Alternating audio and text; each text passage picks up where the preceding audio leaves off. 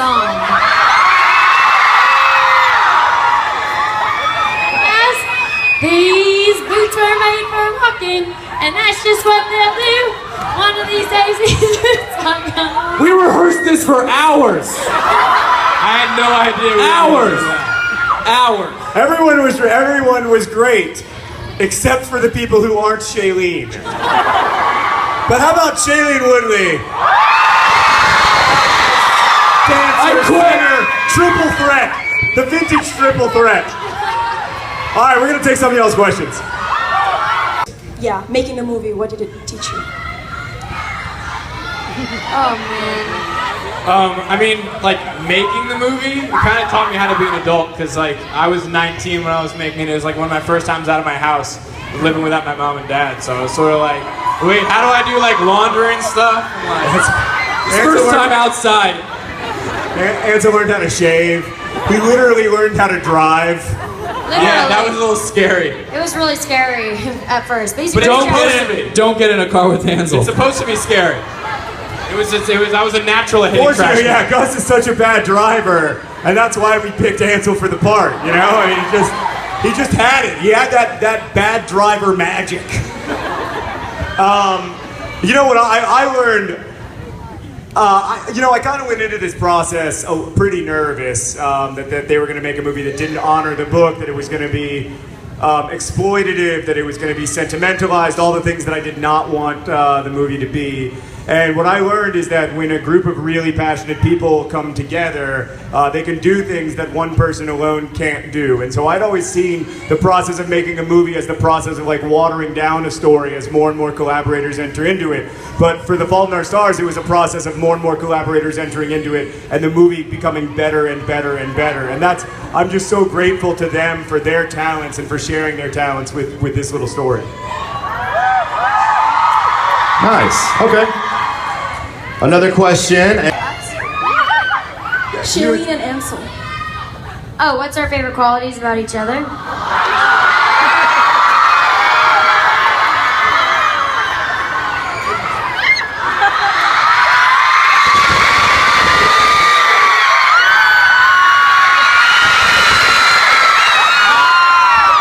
Ansel is an amazing dancer. I'm not dancing again. He might dance later. Okay, I'll go first. Ansel is single-handedly the most artistic person I know.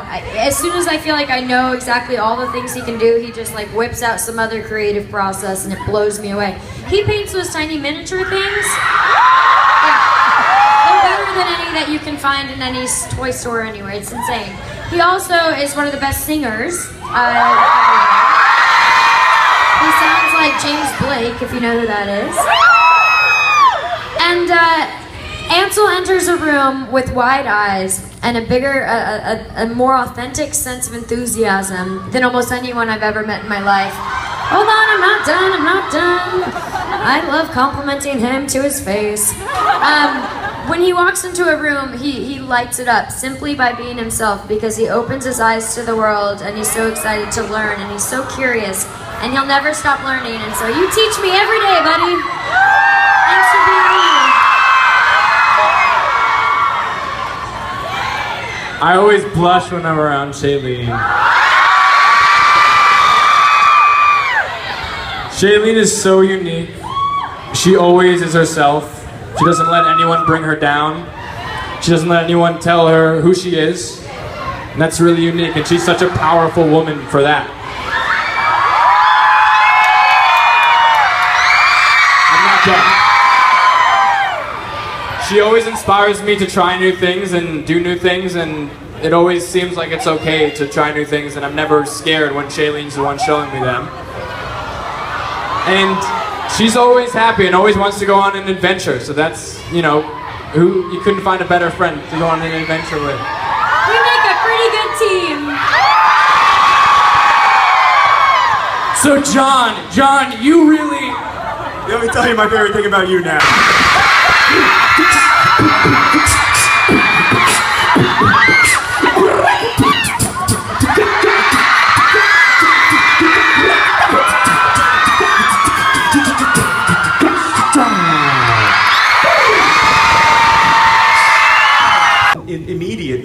and has been the sort of visual manifestation of Hazel for me ever since.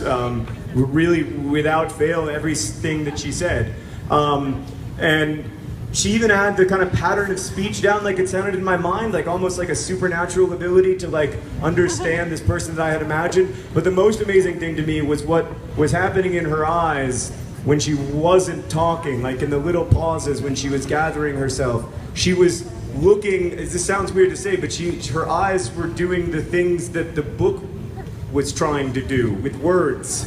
It's weird. I don't know how you do that. She's got weird, crazy, talented eyes.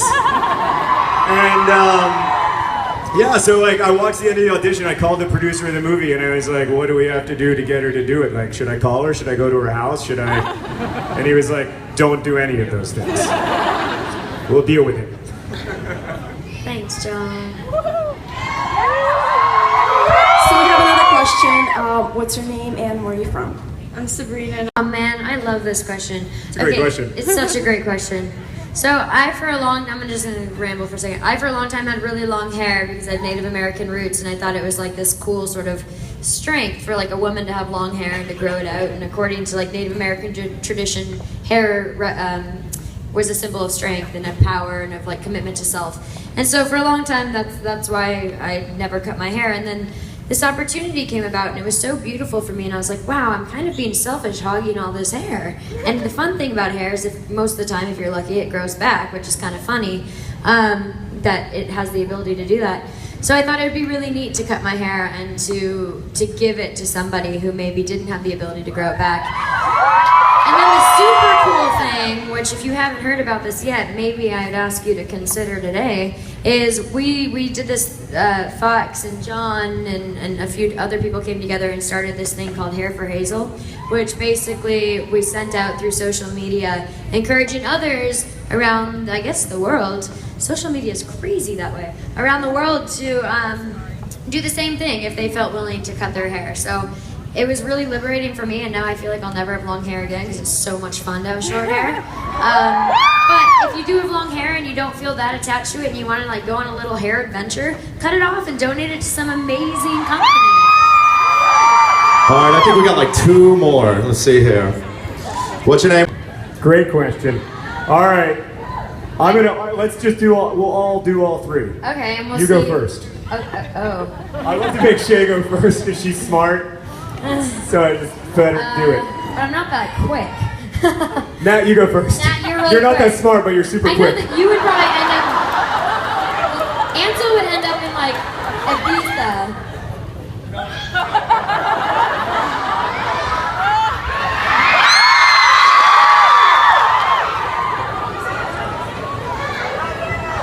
That was a weird That was hug. like a weird mating situation. I thought it was wrestling. You gotta pick where, if we had a trip to Amsterdam, where each of the 3 of us would go. No. Okay, well I know you would probably be in like Ibiza or somewhere where there's a lot of electric dance music. Right? Am I right? Yeah, that's totally right. That's pretty good. It's good to me. You guys go. Now we'll take turns. All right, for me, I think Shailene would go. Like, she'd probably live in like a cave in El Salvador, but I think she'd go to Hawaii. I think she'd go on a sailboat between Hawaiian islands. That's a pretty fair assessment. I With must say. Ansel, I agree. The like some kind of cool EDM. Did I say that right? Yeah. Sweet. Some kind of cool EDM like 3-day concert, but where you can also stay. You're not camping out. Or you You're can staying rock at a climb. fairly nice hotel.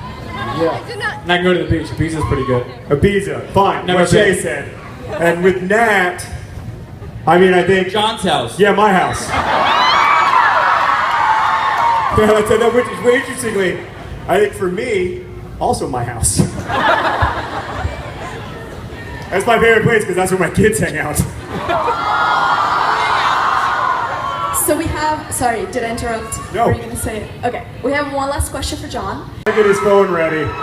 This is key. It's ready. It's ready. It did not happen in Ansel's life if it has not been Instagrammed. I'll do it too, because I'm no better. 1, 2, 3. Okay.